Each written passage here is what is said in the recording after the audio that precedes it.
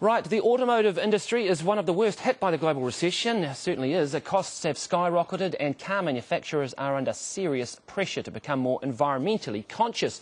But there's a ray of sunshine from a Kiwi inventor based in the UK. Bill Martin has developed a gearbox that looks set to consign current manual and automatic transmissions to the dustbin of history.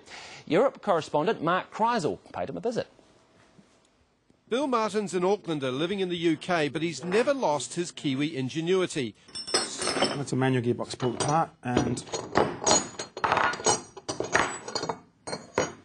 that's zero shift. Take a good look at these cogs, because they're revolutionary.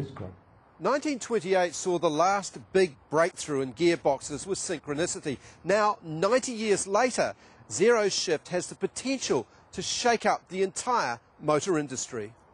Bill's system replaces synchromesh. It's smoother than changing gears on a manual gearbox and 10% fewer emissions than cars running an automatic transmission. You've got the efficiency of a manual, the emissions of a manual, but you've got better acceleration than a manual because you're not going through neutral. Watch the water on the dashboard of this car with a manual gearbox. It sloshes back and forth as you change up through the gears. Now take a look at the car fitted with zero shift. The water tilts back as the car continues to accelerate seamlessly. 2, 3, shift. The reason for people buying an automatic versus a manual will actually change with this. I mean, there won't be any penalty, major penalty for price.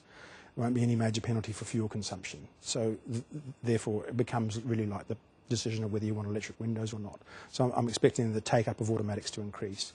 It's also cheaper to make than an automatic gearbox. I think it will probably end up replacing all transmissions.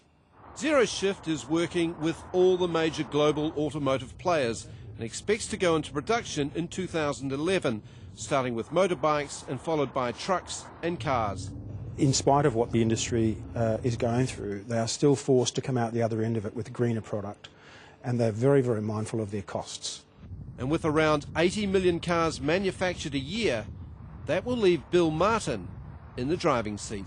No, it's good. Feels good.